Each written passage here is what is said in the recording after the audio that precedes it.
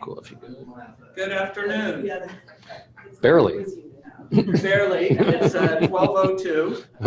Welcome to this, the fourth session in our Spring 2020 Sustainability Research and Practice Seminar. My name is Bradley Flam. I'm the Director of the Office of Sustainability here at West Chester University, and we are very pleased to be co-sponsoring this series with the Office of Research and Sponsored Programs and the Office of Distance Education. We will have 8 more fascinating presentations the rest of the semester, every week at this very same time, in the same location, except our very last session is going to be really exciting. On April 22nd, we'll be meeting down at the Gordon Natural Area and getting a tour by one of our faculty researchers who is looking at the spotted lanternfly infestation, Professor Jennifer Chandler. We appreciate your making time to be here today. Other than encouraging you to come to the rest of these sessions, I'd also like to probably remind you, I think most of you know, but if not, please do know that in 6 days' time, we are very excited to be welcoming to campus Mary Robinson, giving a talk entitled Climate Justice, Hope, Resilience, and the Fight for a Sustainable Future.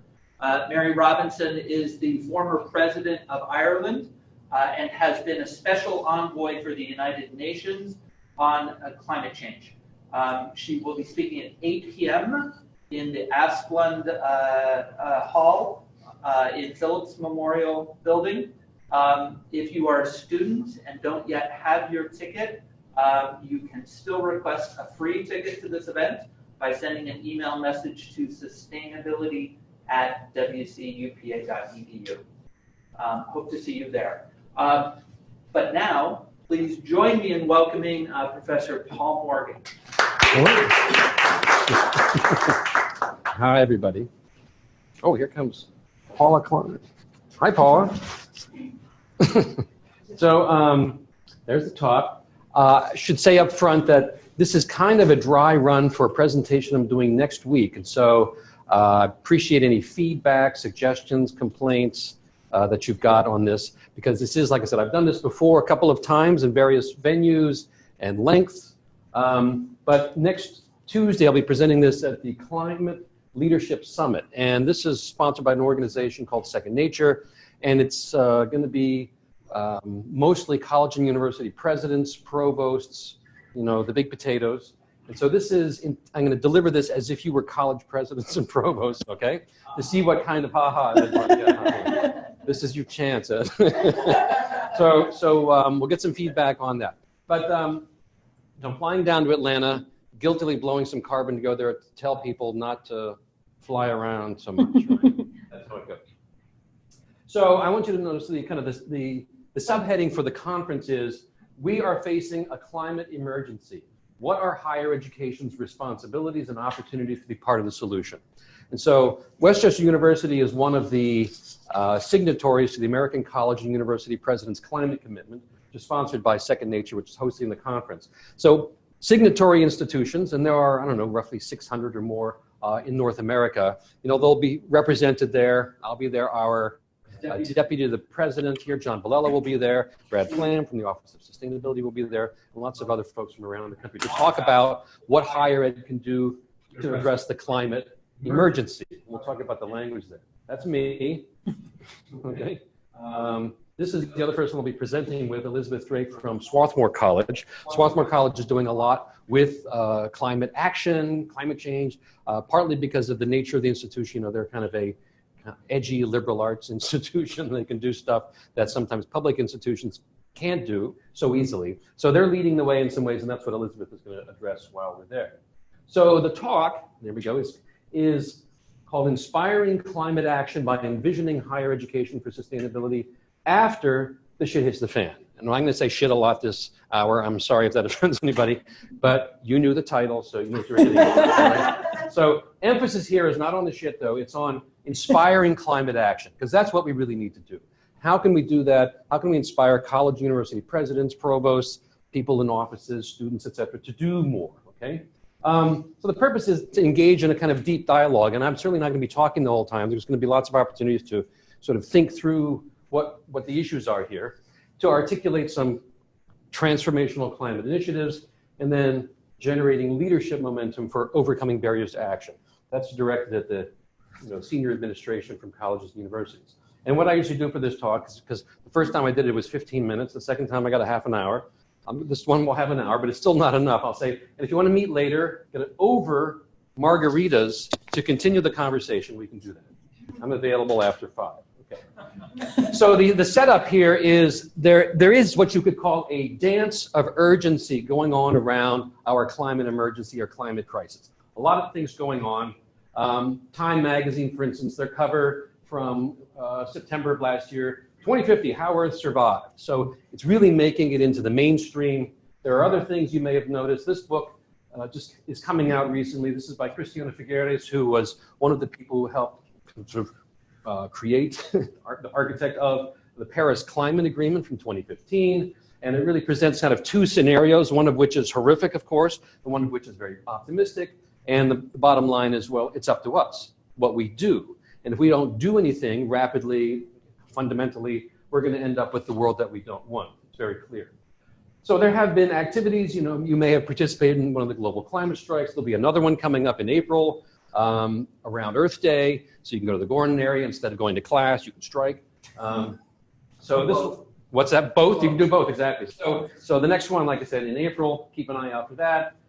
There's been lots of these things with great signs. I'm interested in the pedagogy of signs. And these are just a few.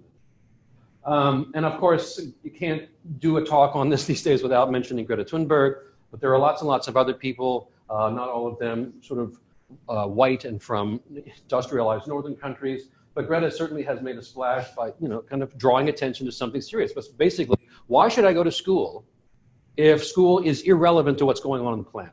If school isn't paying attention to what the fundamental reality is of this century. And we should be asking the same thing. Why should we go to classes, teaching, learning, et cetera, if it's just kind of a sideshow to the main event, which is this is a very challenging century that we're entering.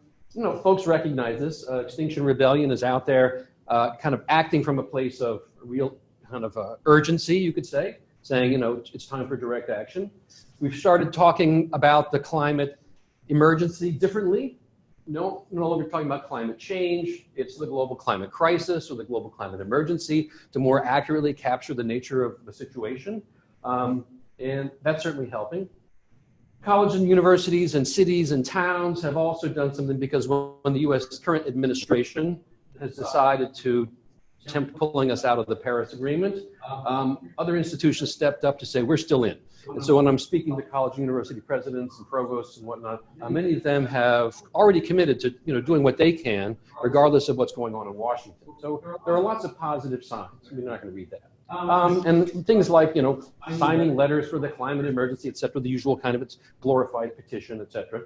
But when I submitted a proposal to participate in this conference, the kind of the lead-in for this from the organization was, when we meet together in February 2020, the world will have only 10 years left to make the changes necessary to avoid the most devastating impacts of climate change, right? 10 years. It's like, well, where did that number come from? It's like they're just throwing it around. Well, it comes from this report from the IPCC, which came out late in 2018, which is global warming of 1.5 degrees centigrade. And this was basically, a technical report, but these things are important, saying, what would we have to do to ensure that we don't go beyond warming of 1.5 degrees. If we get to 2 degrees, that used to be the standard kind of a limit before. The problem is at 2 degrees, like island nations go under, coastlines are devastated, wildfires. It's not good at all. So why should we not be ambitious? So what's it going to take, and what doesn't happen if we get to 1.5 degrees? Well, what this report said was governments around the world must, and this is the quote, make rapid, far-reaching, and unprecedented changes in all aspects of society to avoid disastrous levels of global warming by 2030. All right. Now, this is not something like we can wait till 2029 and pull an all-nighter and get it done, and we'll say, phew, I shouldn't have done that, but we did it. There's, the story. I've been there. because that's not going to work. This is like turning around. I was going to say cruise ship, but that has a bad association. Turning around like a tanker. You have to start way in advance if you're going to get that thing to turn. It doesn't turn on a dime. We need to turn entire industrial civilization in a different direction, which means we need to start, last century, right? So that's the problem. Rapid, far-reaching, unprecedented. And all aspects of society means higher education, K-12 education, governments, businesses, nonprofit world, everything. You got it? Now, the conundrum here, and this is kind of the tension that generates the talk, is despite significant progress and award-winning accomplishments, and a greater sense of urgency, higher education has not yet made the bold transformations needed to address the depth and scale of the crisis. In other words, efforts have not been rapid, far-reaching, and unprecedented. So mostly what we're doing, it all amounts to business as usual with a little less carbon, all right? So that's what's going on. And there's lots of activity. This is what I call the dance of urgency. And certainly I'm proud that West Chester University has an Office of Sustainability now. We have people who are employed to do this. We have a climate commitment. But would you characterize our activity as rapid and unprecedented? No. All right, it's business as usual with a little less carbon, because we have to say we're doing that, all right? Because it's kind of like, students come to campuses these days. If a campus isn't doing anything around climate or sustainability or social justice, a lot of students say, well, I'm not going there. That's not interesting, right? You're not paying attention to the forces that are kind of driving the world in the 21st century. So that's kind of the problem. So two critical questions, and here in just a second, I'll turn you loose to talk to each other. And this is, thinking about this from the perspective of, higher ed leadership. One is, what are the real and perceived barriers to making rapid, far-reaching, and unprecedented changes in our institutions? Why isn't it happening, all right? Is it just because, I'm afraid? So how can we talk about that? What are those barriers? Secondly, what would have to happen to loosen or dissolve those barriers? What could shake us out of business as usual? And you can think about this in terms of analogy of like healthcare. If I go to the doctor and the doctor says, Dr. Morgan, you've been eating too much, smoking too much, I don't smoke, but you're not exercising. If you continue this, you're going to be in serious trouble in a very short period of time, right? It's sort of the alarm bells go off, and then people start, they join the gym and they run and they eat vegetarian or what have you. Those things tend to be effective to a certain extent, all right? Because you say, well, if you don't do this, you're going to die early. Well, people tend to wake up.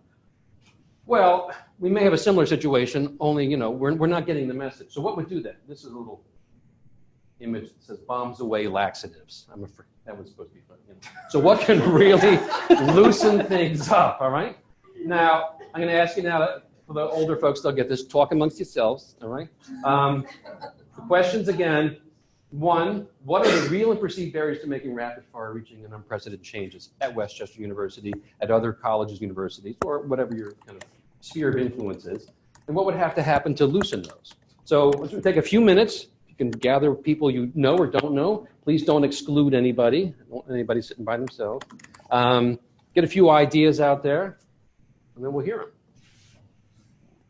Okay. Sorry. You go ahead. We're going to wrap it up here in a second, so hopefully you've got something to say. We're going to call on you. They're actually doing a insight, personal experience.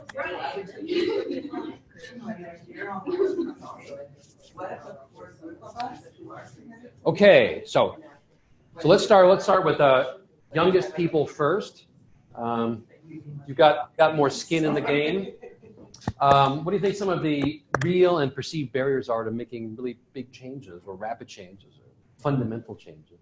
We're not looking for right or wrong answers. What do you think? Go ahead. I think a lot of it is on companies who are so focused on making money. Mm-hmm. They just want to be able to make as much money as possible, and they've made these choices, and they're like, well, it's working for me, so screw you guys. Yeah. Like, it feels like it's very corporate. Yeah. So, and I mean, what you're speaking about, of course, is, the business world, but higher education is in many ways a business, and has been acting more and more like a business. We talk about neoliberalism and things like that. So the idea here is that, well, we're part of a system that is driven by generating money. You can't not do that, because as soon as you say, well, you know, we're going to do it very differently, everybody else is going to stay the same, and then, you know, you found. So we don't have any opportunities, it seems, to kind of do something fundamentally different, because we're part of a system that says the rational thing to do is to keep on growing, keep on generating money, keep on bringing the students in, et cetera, et cetera. Good. So what else? Other questions, please. Like you kind of said, there's other people that are in power at a federal level who don't believe that Uh-huh. anything wrong with climate change, that they don't see any of the problems Mhm. that are happening. Yeah, so there is a still significant number of people in positions of power in the United States and elsewhere who, and talk about belief, you know, I like to talk about accepting the evidence. Climate change isn't a religious question. It's a scientific question. You either accept the evidence, which is absolutely overwhelming, or you don't. If you don't, then there's reasons, and we could talk about that, but that's a whole nother lecture. Why smart, rational, it's not that people are uneducated or illiterate, but you know, there's reasons why it is, and they're not always good. Some of them are kind of understandable, but still. So there is that. There's just a sense that, well, this isn't a consensus issue yet, you know? So there you have it. What else, Ed? You're among the younger here, right? I'm among the younger. Yeah. I'm a young senior. Good, But yeah. we don't have the infrastructure Mhm. at this point to make massive changes. Mhm. Say, for example, if I were to tell you, you commute 30 miles each way a day, where are you going to charge your car if you come to campus? We have one charging station. Yeah, and- I know, but you know, you're Yeah. going to drive to Dixie to visit your Yeah. darling mother-in-law. You know, it's like, you can't get there on a single charge, and where are you going to Mhm, charge your vehicle? That there are a lot of impediments in every aspect of climate change, Yeah. where we need infrastructure that we are just not building. Yeah. So then, of course, the question is, well, I think people understand you need the infrastructure, you need people to invest in these things. What's holding us back? That's kind of it, because college and university campuses, you know, everybody has at least a few charging stations. You know, they got your few token. We've got our nice CNG powered vehicles. You know, there's these things going on, but they don't add up to fundamental rapid transformations. So what's holding us back? What else? Kurt? One way to rephrase the Sure. first 2 points that you had, both at an institutional level here and at larger level in society, that the incentive structure, Mhm. right, Yeah. to reward activities that would proceed, Mhm. not to, that isn't where you're going to get reward, whether it's money or, you know, preserving your institution and things like that. Yes. That might be short-sighted, obviously, but the Yeah. perception is you're not going to make as much money. Yeah, nobody wants to buy that, et cetera. And these things are sort of changing, just to give you a little good news before we go into bad news. But you may be familiar with BlackRock, which is the largest investment firm on the planet, this side of the solar system, really. $7 trillion, and they decided, their CEO says, we're going to start taking into consideration things like climate change in our investment. And they're the biggest. So everybody else, including Vanguard, which is just down, you know, the highway, they're number 3, I think. You know, huge amounts of money that people, you know, are investing in things. And you know, if everybody looks at each other and says, okay, so are we going to start investing in like the things Ed's suggesting because we're going to make money doing that? Everybody leaps. So there are opportunities for tipping points there, with huge amounts of money to do the investment that needs to be made. But still a lot of what folks like BlackRock and my brother-in-law who works for an investment company, you know, they're doing stuff, you know, ESG, you know, environmental, social, and governance issues kind of investing. But if you look at, you know, what's the impact? Business as usual with, you know, shifting a little bit here and there. Hasn't gotten to any kind of tipping point yet, certainly. But so that's out there. Anything else you want to add to the conversation? What's blocking our? Well, that's fine. Oh, go ahead, please.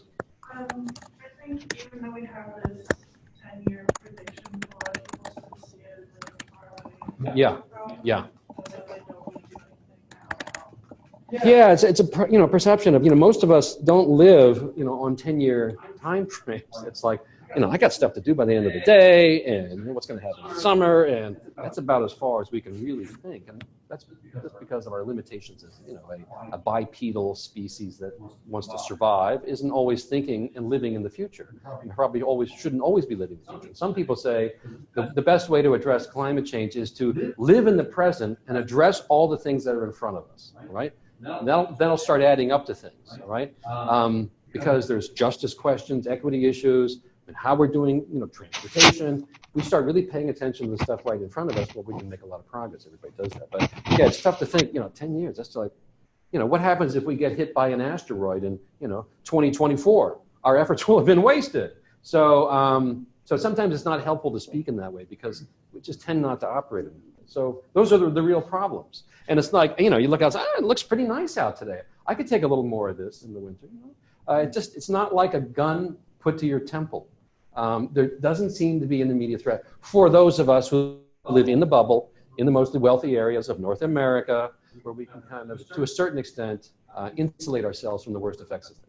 Okay, so let's move on to the thought experiment, all right? And I love the image here. They're doing an experiment. He's doing a thought experiment. Okay, so at some point in the near future, this is the experiment. What's that? The shit's going to hit the fan. That's right. And so imagine this.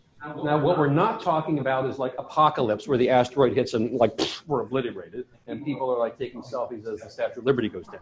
That's not what we're talking about. We're talking about something more like this, which is potentially real, which is not so crazy. That's like Miami, because this is Miami a couple years ago. All right. We've seen things in the news, but David Wallace Wells in his book *The Uninhabitable Earth*, outlines the many ways in which the shit can hit the fan. So many interesting and awful ways. Heat, hunger, drowning, coastal sea level rise, wildfires, loss of fresh water, dying oceans, unbreathable air, plagues, economic collapse. So many ways that the shit can hit the fan, right? This is real. California was not too long ago, and what's been more recent? Australia. This is an interesting situation because as I was developing this presentation, I've done it over the last year. Last January it was California wildfires, and then it was Australia wildfires. And here's a case where the prime minister, who was conservative, coal-loving, was put in a position where, you can be a climate denier, but this is literally in your face. And if you don't start doing something about it, you're not going to be in power any longer.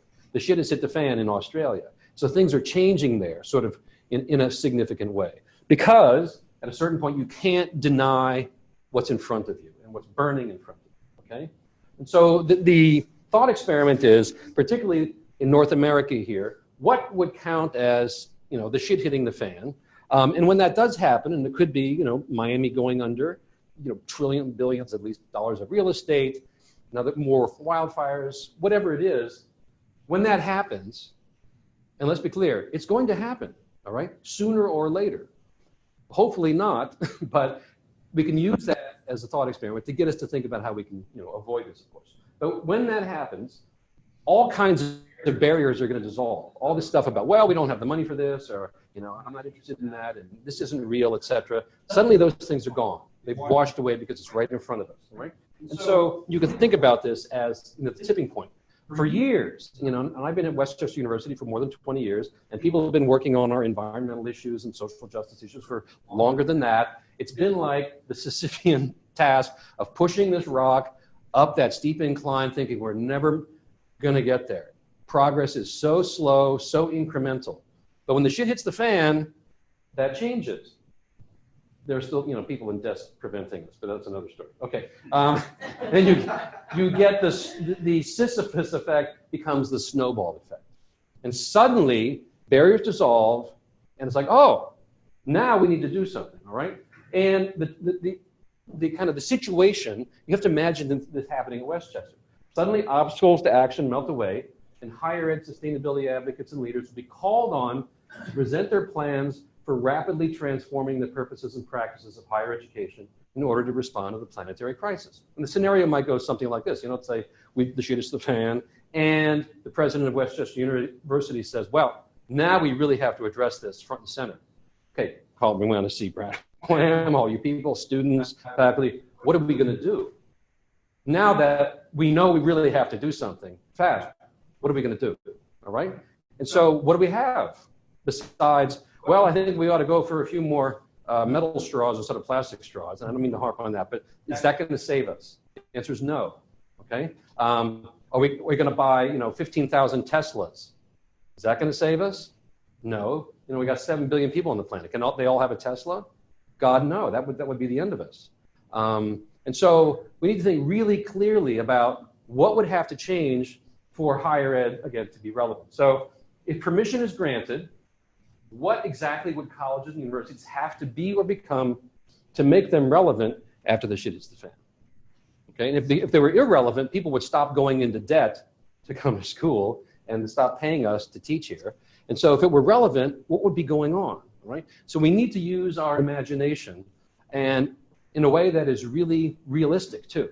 So it's got to be imaginative, but very realistic. So in groups, you can talk, and again, if you were kind of left out of the last conversation, don't be shy. What changes would you propose when barriers to implementation melted away? What initiatives or priorities would you have for the institution? This is what we need to be doing. And you got to think about the whole thing from operations to, and you can go small, but I'm encouraging you to go big here, all right? And some of this requires you to think about the nature of higher ed, what it's supposed to be doing, how it's operated, the educational mission, keeping in mind that it's primarily an educational institution, but also doing service and research, right? So what's going to happen? So take a few minutes, talk amongst yourselves, and tell me what you think the priority should be. So we can get some good conversation in before we need to sign off. Hopefully you generated some proposals, ideas, thoughts, and as we sort of discuss them, if you can volunteer things, we should also be thinking, to what extent is what you're proposing, does it match the urgency and the scale and scope of the challenge, or is it a little thing that kind of like business as usual also? And then you can think about, what are we doing now, and to what extent are maybe we on the wrong trail? What ought we to be focusing on? So who's got some ideas for some good initiatives? The shit hits the fan and we're going to start doing things really differently. What's going to change at Westchester University and other colleges and universities across the land? What do you think? Oh, please, yeah. Well, I didn't really think of anything crazy to do. Oh, you can go there. I think kind of simple, where I was like, we should just be investing like more money into self-recycling. Because it's so like inconvenient and so difficult, and just with all the regulations on it, and maybe there's some kind of technology we can develop, just make that more convenient for everybody. So we can kind of stimulate getting rid of waste. So sort of waste management issues, convenience, it certainly makes it easier. All right. Anything else? We had a hand out, you please. We were talking about how actually educating about it and having people listen and care about it is like a major thing, just because people don't care or believe in the issue. Yeah. And being able to fully educate people and make them more aware about what's going on will make a massive change, I think. Good. Okay, so and we can unpack that in just a little bit, but I like how you said, actually educate. I mean, really educate. As if there's something, so, because there is, I'm a professor of education, this is sort of my field, because you could say a lot of what goes on is just sort of, the game of school. I do this, I take a test, I sell the book back at the end of the semester, and I get my grade, I get, my degree, I get my job, I get my stuff. Because we were talking about how in the first year experience course, I think they do talk about climate change, but that everyone was on their laptops and on their phones, and that distracted. Really care or feel like caring. Yeah, I mean, we live in an age of, there's so many ways we can get distracted, so many other things that we can kind of divert ourselves with. That if it seems a little overwhelming, I can at least, check in on my. Okay, how about the back row, please?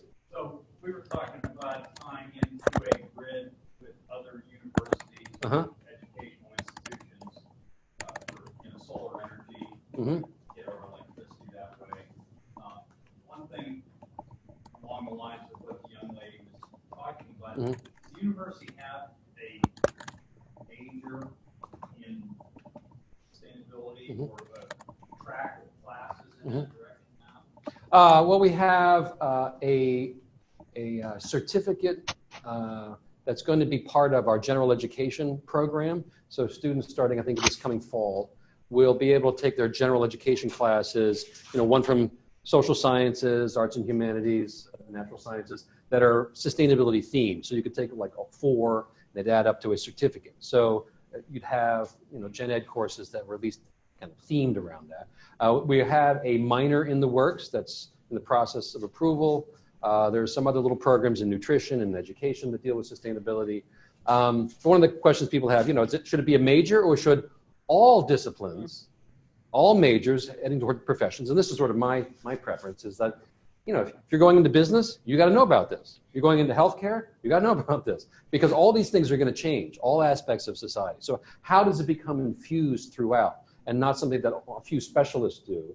But no, this is part and parcel of how we do business on this planet in the 21st century. And so that means a real overhaul of all the disciplines, all the professions, and that's a big task, but there you have it. So other thoughts? There was another hand back there. Okay, front row. Okay, we'll get. Okay, well, our industrial system doesn't Keep eating tree. If we brought biomimicry Mhm. to like biology and geography, et cetera, all the various areas, then you would look to nature as to how things happen and eliminate the heat being treated, which is part of the problem with. Sure. Yeah. So, I mean, one of the things, and this gets into some really interesting areas, because right now higher education is very much anthropocentric. It's all about humans. Intelligence resides in the human brain, as opposed to saying we live in an intelligent universe, that every critter that exists now solves some kind of fundamental life problem. So we ought to be apprenticing ourselves to spiders that make silk, room temperature, to abalones who make shells that are best, better than anything that we make in our ceramic shops. And so, but we haven't thought of learning from the natural world. So we could turn everything upside down. Instead of kind of isolating ourselves in rooms, we would really study how the world actually works based on things that actually work because they've survived. They can't, afford not to be wasteful. They can't afford to be wasteful, excuse me. And so being able to fundamentally shift our orientation toward the world as being not something that you keep outside, but rather is the place where we can find answers to our problems, that would be fundamentally different, right? And we'd be building fewer buildings and finding ways to spend much more time immersed in the world and understanding it, so that we can mimic it, emulate it, and live within the system. So that seems like a good idea. Not easy. Other thoughts? Ed, I'm sorry. Yeah. Okay. I think we need to make dramatic changes as far as the. I think that as much as professors hate the idea, I think we should cut way back on the computers and have them help you. We can actually expand our student base, bring in more money, and you may not even be on campus giving your lecture to all your remote students on Skype. Yeah. Or Zoom or whatever. Yeah. But by cutting back on commuting, not only do you cut back on those associated carbon costs, but you allow us to expand our presence without expanding the brick and mortar that you need to sustain it. And while you're here with brick and mortar, take things that are ugly like humane and the library, and then paper them with solar cells. Yeah. The biggest loss in electricity is not so much the generation, it's the transmission. So regional centralized electricity is very inefficient compared to locally generated. Oh, sure. Yeah, good. So let me just riff on that quick. I know, and this is something that I'm sort of like torn about, because I'm a big fan of face-to-face learning. I also recognize that in a world where we need to be cutting carbon, we need to address these kind of problems, particularly in relationship to learning. If you look particularly like a community college or Westchester University from like Google Earth, you look down on it, it's like a building surrounded by what? Parking lots. Huge fields of parking lot. All these people coming to this central place. Creates all kinds of health problems, just in terms of like crossing streets. Has anybody tried to cross High in Rosedale recently? I think you know what I'm talking about. But everything else associated with, our reliance on the single occupancy vehicle with an internal combustion engine. And so those end up being like really challenging issues. Like, how are we going to do that? We still want to invest in learning. We still want to do that, but can we afford to have people just sort of driving all over the place and then expect to park for $35 for a year. I mean, it's sort of crazy. I know you folks were talking about it. So things like that end up becoming, yeah, I guess we would have to deal with that. That becomes really much on the table now. Now, I'm going to give you all the right answers now, so hang on before you leave. I mean, and the direction of this is, we're thinking about how can we begin to do those things that we didn't think about until we thought the shit was going to hit the fan, and start doing them now. And how do we build up, the kind of what I want to call the encouragement. I like using this word these days because, when I think about this, one of the things that I most want to do for myself is give myself courage, or find a way to build courage, to overcome fear of doing things differently, right? And collectively, we're all kind of waiting for that brave soul. This is why we get so excited when someone like Greta Thunberg, 15, 16-year-olds, does something courageous, because the rest of us are just afraid, all right? So we all need to become courageous in our own ways. And we're not going to do that if we're waiting for somebody else to, take care of it, and we'll just, check our Facebook page or something. So, so some of this comes to, down to asking the questions that are tough, doing the things that are going to require us to, be a little at risk in a way, all right? So collectively, let me just give you a little sense of what some institutions are doing. Sterling College, you may not have heard of it. It's small, and this is kind of where these things typically start. They've decided to change their mission, all right? The headline here was Higher Education Complicit in Climate Emergency. Vermont Sterling College adopts new mission and vision, which basically says, we ought to be focused on educating young people to be aware of and be able to active participants in creating a sustainable society, all right? As opposed to sort of the usual mission, which was kind of vague. We're interested in learning and success and all this kind of stuff that doesn't take any courage. I mean, I'll just give you I used to make fun of, I guess I still do, of Westchester University, because our strategic plan was, excellence. It's like, does that take courage to be in favor of excellence? It's like, no, I think we got to go for mediocrity. I don't think, no, it doesn't take any courage to be in favor of excellence, all right? It's just a word. It takes a lot of courage to be in favor of sanity, survival, addressing our climate emergency, in favor of social justice and equity. That takes some courage, because some people are gonna chafe at that. Well, maybe they should, because if we don't stand for anything, we'll stand for nothing, and we're not gonna be around very much longer. That's how it goes. And so being able to think about what is the mission of an institution like this at this time, all right? If it's about, and if you ask, folks who come in, if you ask a lot of people who teach here, the primary mission of higher education in 3 letters is what? J-O-B. Come here, get your education so you can go out and make a lot of money. The most successful graduate is the one who makes the most money. I don't know. I think we need to think about it. There's nothing wrong with making money. I'm in favor of being able to, have a place to live and feed myself and people, but, there's other things going on. So then we can talk about pedagogy, right? If this is a class in sustainability or, climate action, well, we got a problem. And so we have to be thinking much more creatively. How do we engage young people? This is why I appreciated your comments about actually educating. I mean, really doing that. And we can't be addicted to the PowerPoint presentation. We need to spend much more time outside buildings, engaged in real, authentic problems, not lots of fake stuff that we present to our peers at the end of the semester and then throw in a trash can, either, kind of virtually or literally. That kind of playing at learning kind of stuff, it's not gonna survive when the shit hits the fan. We have to do real things. So what's that going to look like?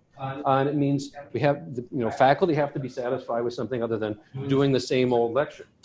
So, and I could tell you about that sometime. But there's great resources out there, like this book called Learning to Die in the Anthropocene, Reflections on the End of Civilization. Such a catchy title, right? But Royce Grantham here says, one of the things that oddly might have a resurgence, particularly in higher education, is not an emphasis on engineering and technology and things like that, but actually the humanities, right? We tend to think of like climate change as a technical problem. Like, well, hopefully those guys in Silicon Valley, and it's mostly guys, let's be real, will, invent something and then we'll buy it in Walmart or Target and then it'll be good, right? So, but then we can continue our life as normal, right? We don't actually have to think about whether it's sane to lead lives of hyper busyness, of quiet desperation, worried that we're going to have enough for retirement and everything else. Because the real fundamental questions that are addressed in the humanities, your philosophy classes, your history classes, your literature classes, are the fundamental questions of life, which we haven't really figured out. Like, what does it mean to be a human being, particularly at this time? What does it mean to live? What's a good life? What's the truth, all right? This is fundamental stuff. And this gets sort of washed over. Everybody complains about their gen ed classes. They have to do that because I want to get my professional stuff because that's going to be related to my job, et cetera, et cetera. And of course, students these days, it's tough because, yeah, a lot of students would love to do that, but now they're saddled with, on average, $35,000 of debt at Westchester University when they graduate. It'd be nice to talk about the humanities, but we haven't got time for that. I can't afford to, literally. And so it turns out these fundamental questions might be front and center when the shit hits the fan. We need to figure out what it means to be a human being at this time, to kind of power down, to do less, perhaps. My argument is that our institutions must become simultaneously more like a retreat center to really think about stuff, to get away, and more like a hub of community engagement. So we can spend a lot more time navel gazing and then doing real work in the community. Both of those things. That's what higher ed's supposed to do. Instead, we kind of do neither very well. You're required to take a philosophy class, but it never actually kind of gets at the real philosophy question. And we might do a service learning class. We have to invent all these terms like service learning and engagement when it's called living. Yeah, you get out of the building and you do things. We don't have to have some fancy name for it. It's just called living. And then there's this piece, and I know I'm about at time here, but folks who've thought deeply about like the nature of higher education, including research. I'll read you the back of this book, and I know Kurt Kolosinski will be interested in this. This is by Nicholas Maxwell, sort of philosopher of science, and I've always been interested in this stuff. But here's the description of this book. It says, scientific knowledge and technological know-how have unquestionably brought some great benefits to humanity, but they've also made possible, even caused, our current global crises, above all the impending crisis of global warming. In this lucid and provocative book, Nicholas Maxwell argues convincingly that we need urgently to bring about a revolution in universities around the world so that their basic aim becomes wisdom, not just knowledge, all right? Not just gathering up facts about, look, to get tenure at Westchester, I got to publish articles, and I'm just sort of a mid-level researcher guy, so like 12 people have read my stuff, Why do I spend money on that? I think that I'm much more valuable trying to do things that have a real impact. And yet the reward structure, the incentives are, how many articles did you publish? Who cares if anybody read? It's nice to be cited, of course, but we need to really be thinking about what it is we're trying to accomplish in our education, in our research, in our service. And there are people who've been thinking about this on the fringes, and they need to be sort of brought front and center. We talk about learning futures, which is really about imagining new ways of being. And I would argue one of our crises is we've decided what the future already looks like. It looks like the Jetsons, this high-tech utopia, but we don't actually want that. We need to imagine something very different, and that universities ought to be bringing that into being. And to imagine that, we need people who are in the arts and literature, who do, biomimicry is cool, I'm all into that, but people who can say, this be a good way of living, right? So the really creative aspect of what goes on in a college university ought to be front and center as well. Right? So bottom line is, though, I think we need to come back to this, is not just doing things, but sitting there. Our kind of over, caffeinated, addled way of life, we're very productive, but we have more, the highest rate of use of antidepressants than any other society that's ever lived. Isn't that an indication that something's wrong? And we're simultaneously like trashing the planet. It's not good for us. It's not good for our neighbors. It's not good for the planet. Something's wrong. And so slowing down could be the end of it. Could be the beginning of it, I should say. So that's what I've got. Thank you for your attention. And